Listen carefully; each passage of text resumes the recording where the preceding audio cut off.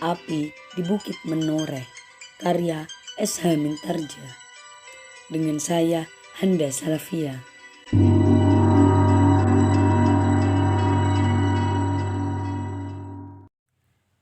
Untara menjadi berdebar-debar. Ternyata alap-alap Jalatunda atau orang-orangnya benar-benar datang. Meskipun demikian, ia masih dapat mengucap syukur karena adiknya telah pergi. Untuk sesaat Kitanu Metir berdiri dengan tegang. Ia tidak segera beranjak dari tempatnya, sehingga terdengar kembali pintu rumahnya dipukul keras-keras. Hei, cepat buka pintunya, Mbak Dukun. Ya, iya. Tunggu. Aku sudah bangun. Aku sudah tidak sempat menunggu. Iya, ya. Aku sedang berjalan. Sesaat kemudian, Kitanu Metir telah membuka pintunya. Demikian pintu itu menganga. Demikian beberapa orang dengan senjata di tangan berloncatan masuk. Dua orang yang lain memasuki rumah itu sambil mendorong-dorong seseorang yang bertubuh kecil pendek. Kaukah itu, Gria? Ya, Kiai. Maaf. Aku diseretnya ketika aku sedang melihat air di parit.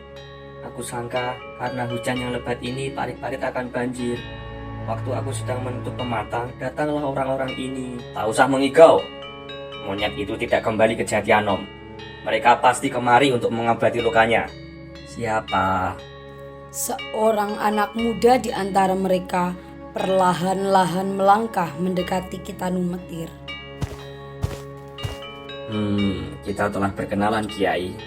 Namun baru hari ini aku sempat mengunjungi rumahmu. Ya, Angger. Aku pernah mengenal nama Angger. Bukankah Angger ini alap-alap Jalatunda? Siapakah yang memberi aku gelar demikian? Aku tidak tahu, Angger. Mungkin karena kedahsyatan Angger, maka dengan sendirinya nama itu tumbuh. Bagus. Kalau kau sudah mengenal aku, maka jangan sekali-kali mengganggu pekerjaanku. Tidak, Angger, tidak. Aku pasti akan membantu Angger. Di sentong kiri, Untara masih dapat mendengar semua percakapan itu. Karena itu, ia menjadi semakin berdebar-debar ketika didengarnya nama alap-alap Jalatunda. Anak itu bukan lawan yang berat baginya, tetapi dalam keadaannya yang kini, maka tak ada yang dapat dilakukannya. Meskipun demikian, dibelainya juga hulu kerisnya. Tangan yang pertama menyentuhnya pasti akan digoresnya dengan keris itu. Dan ia yakin setiap goresan di tubuh lawannya, betapapun kecilnya, akibatnya adalah maut. Warangan yang keras di kerisnya itu benar-benar sangat berbahaya apabila tidak segera dapat penawarnya. Sebentar kemudian, Untara mendengar alap-alap Jalatunda berkata, Kitanu, aku sedang mencari seseorang. Ia terluka ketika ia mencoba melawan aku. Adakah seseorang datang kemari untuk berobat? Kitanu Metir terdiam sesaat. Ia sedang mencoba mencari jawaban atas pertanyaan itu. Tetapi karena itu, maka alap-alap muda itu membentaknya. Jawab pertanyaanku. Tidak, Nger. Tak seorang pun datang kemari. Kiai adalah seorang dukun yang terkenal. Orang yang terluka itu pasti pernah mendengarnya. Karena itu, ia mesti datang kemari. Apakah untung rugimu kalau kau sebut di mana dia sekarang? Oh, Angger benar. Tak ada untung ruginya kalau aku menyebut tempatnya, kalau aku mengetahuinya. Tapi siapakah orang itu? Jangan berpura-pura. Orang itu bernama Untara. Sangat berbahaya bagi kami dan bagi kalian. Untara. Tak seorang pun datang kemari sehari ini. Baru beberapa saat aku telah melukai pundaknya. Jangan bohong. Aku tidak berbohong, Ger. Pandangan mata alap-alap Jalatunda itu menjadi tajam. benar-benar seperti mata burung alap-alap. Selangkah ia maju mendekati Kitanu Metir sambil berkata, Kitanu, kau sudah tua. Tidakkah kau ingin menikmati sisa-sisa hidupmu? Jawab pertanyaanku. Di mana untara kau sembunyikan? Tak ada, Ger. Benar-benar tak ada. Dengar Kitanu, aku bertemu dengan anak itu di ujung hutan. Ia mencoba melarikan diri dalam pertarungan seorang lawan seorang. Aku telah melukainya. Namun untara itu bertempur berdua dengan kawannya. Karena itu dia dapat lolos. Nah, katakan kepadaku, di mana dia sekarang? Kawan-kawanku yang menyusuri jalan ke Jati Anom tidak menemuinya. Ia pasti datang kemari. Tidak, Ger. Sungguh tidak ada. Alap-alap Jalatunda tak dapat menahan kesabaran lagi. Didorongnya Kriya, lelaki penunjuk rumah Kitanu Metir sambil berteriak. Hei monyet bungkuk, jawab pertanyaanku. Kau lihat orang berkuda masuk ke Dukuh Pakuwon? Aku dengar derap kuda. Ampun. Kau lihat dua orang di atas satu punggung kuda seperti katamu tadi di tikungan? Kriya terdiam, matanya memandangi Kitanu Metir, dan dari mata itu memancar kengerian yang tersangkut di hatinya. Orang yang pendek kecil itu benar-benar berada dalam kesulitan. Ia tidak dapat mengingkari penglihatannya yang sudah terdorong dikatakannya di tikungan. Ketika bertubi-tubi tangkai-tangkai senjata mengenai punggungnya. Tetapi ia takut pula untuk menyebutnya sekali lagi di hadapan Kitanu Metir. Bukan karena Kitanu Metir mempunyai kekasaran dan kebengisan seperti orang-orang itu. Namun karena Kitanu Metir adalah orang tua yang disegani di padukuhan itu. Kitanu Metir adalah seorang yang sangat baik bagi mereka. Apabila anak istri orang-orang padukuhan itu sakit, maka Kitanu Metir pasti bersedia untuk menolongnya. Pagi, sore, siang atau malam. Karena itu, Kriya tidak sampai hati untuk mengatakan apa yang dilihatnya. Sebab dengan demikian, maka akan celakalah orang tua yang baik hati itu. Tetapi tiba-tiba dadanya berdesir ketika Kriya melihat alap-alap Jalatunda melangkah mendekatinya dengan mengerutkan tubuhnya yang kecil itu, serta menutupi ubun-ubun di kepalanya dengan kedua telapak tangannya. Ia memohon, Ampun. Kenapa kau tak mau mengulangi kata-katamu? Kau takut kepada orang tua ini? Ya, berkatalah sebenarnya. Katakanlah apa yang kau ketahui kepada Angger alap-alap Jalatunda. Meskipun dengan ragu-ragu, kemudian Kriya membuka mulutnya. Ketika ia mendengar alap-alap Jalatunda itu tertawa dan selangkah mendekatinya, sambil menggerak-gerakkan ujung pedangnya di muka wajahnya. Ampun, Ger. Sebenarnya lah aku melihat orang berkuda itu. Baru sekarang kau katakan itu. Lalu? Ya, 2 ekor kuda di atas punggung orang. 2 orang berkuda di atas 1 punggung kuda. Kemudian alap-alap Jalatunda itu memutar tubuhnya menghadap Kitanu Metir sambil tertawa menyeringai.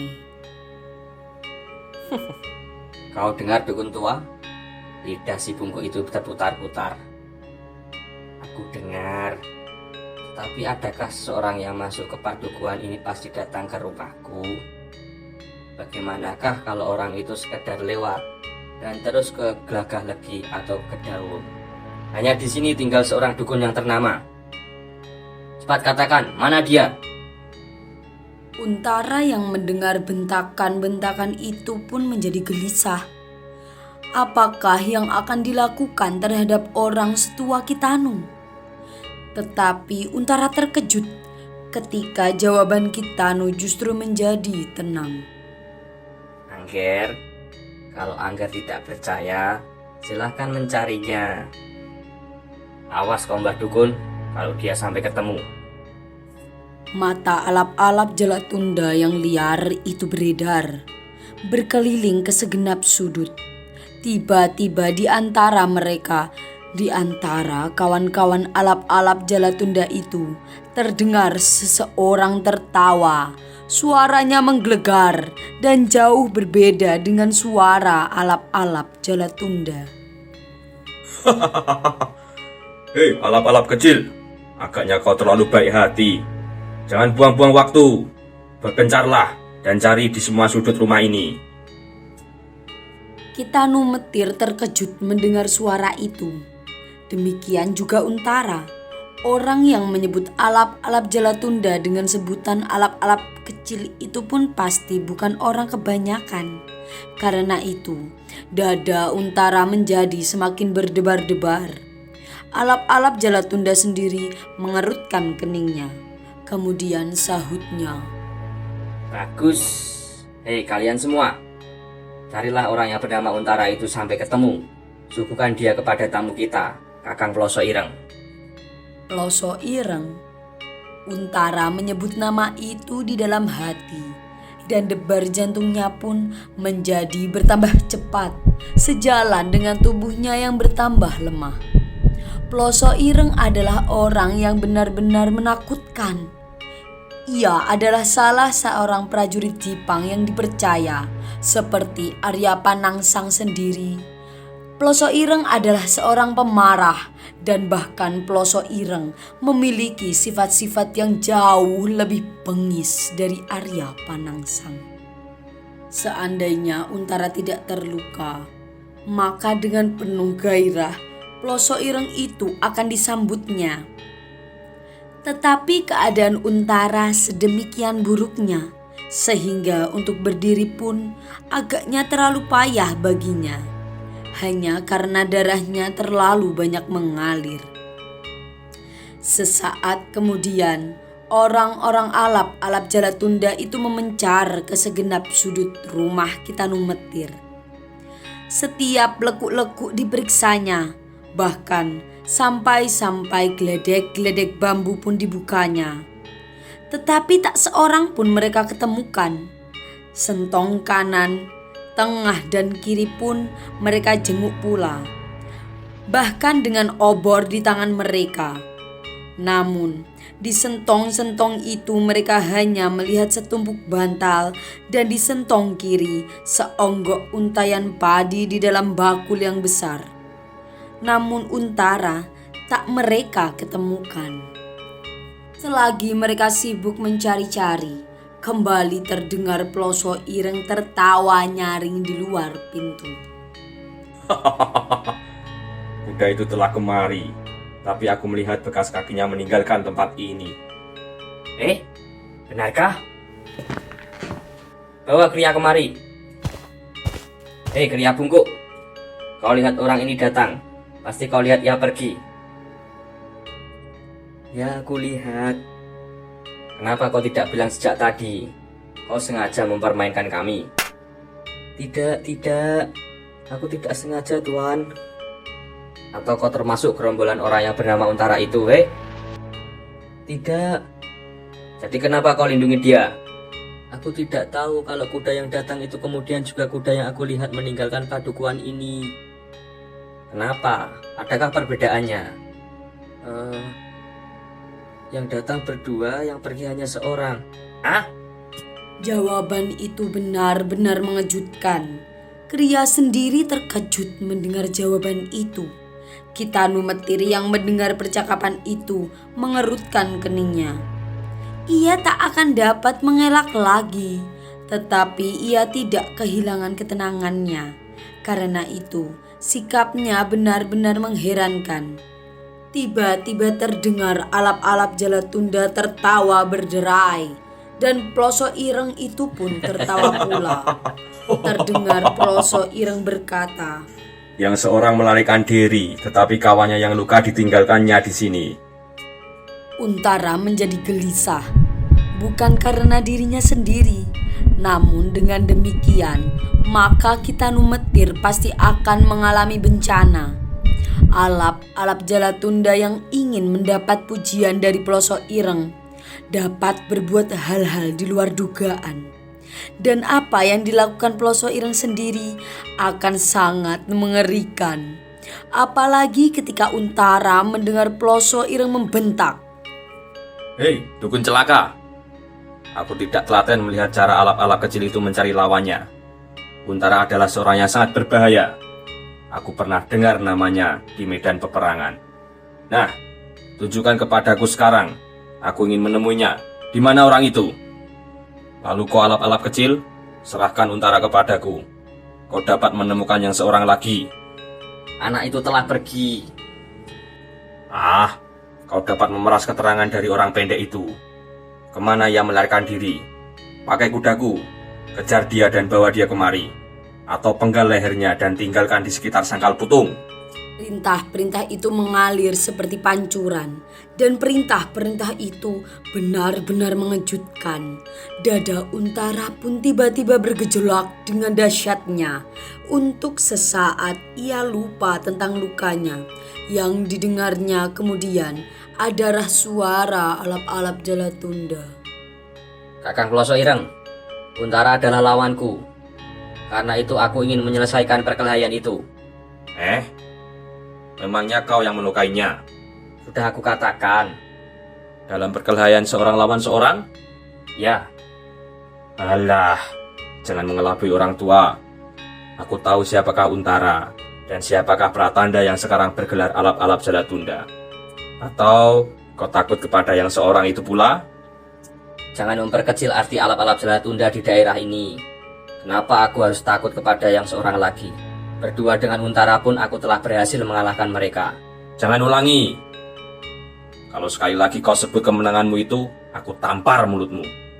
Sekarang pakai kudaku, kejar yang seorang sampai ketemu. Hei Kriya, kemana larinya kuda itu? Ke selatan, Tuan.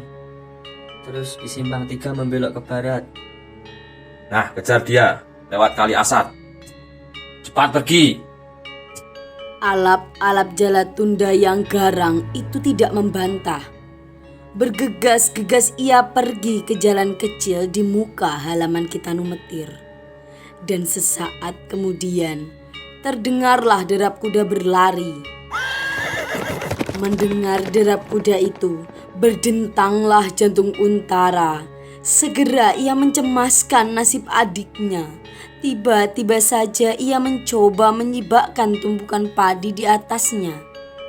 Namun terasa pundaknya menjadi semakin sakit. Dan ketika ia meraba pundak itu, terasa darahnya kembali mengalir. Karena itu, dicobanya untuk menenangkan dirinya. Ia mencoba berpikir, apakah yang sebaiknya dilakukan? Dalam pada itu, terdengar Pelosok Ireng membentak. Hei dukun tua, jangan menyamakan aku dengan Pratanda yang cengeng itu. Sekali aku bertanya, kau harus menunjukkan tempat Untara. Kalau tidak, sebaiknya aku sobek mulutmu dan aku bakar rumah ini. Nah, tunjukkan tempat Untara itu sekarang. Sekali lagi Untara menggeliat. Ia sama sekali tidak rela apabila dukun yang baik itu mengalami bencana karena dirinya. Tetapi dengan demikian, keadaannya menjadi semakin buruk. Darah yang kembali mengalir dari lukanya itu sangat mempengaruhinya, sehingga Untara menjadi semakin cemas. Ketika matanya seakan-akan tidak dapat dibukanya lagi, sesaat kesadarannya seperti hilang. Dan tiba-tiba ia menjadi sangat pening. Lamat-lamat masih didengarnya Kita Numetir menjawab tenang. Sayang, Ger Pelosok Ireng, aku tidak dapat menunjukkan tempat itu. Kau mencoba membantah? Jangan mengorbankan dirimu untuk monyet yang ganas itu. Ia berada di rumahku. Karena itu keselamatannya berada di tanganku. Jawaban itu benar-benar mengejutkan. Untara pun terkejut. Namun ia tidak mau mengorbankan orang tua itu. Tetapi ketika ia mencoba sekali lagi untuk bangkit, maka kepalanya menjadi semakin peningnya. Perlahan-lahan kesadarannya menjadi semakin tipis. Dan ketika ia mencoba berteriak untuk menunjukkan dirinya, maka dunia seakan-akan kelam. Untara tidak sadarkan diri.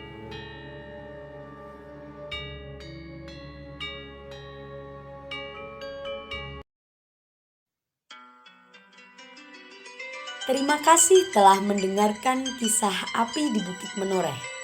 Nantikan kisah selanjutnya. Jangan lupa subscribe, like, komen, dan share.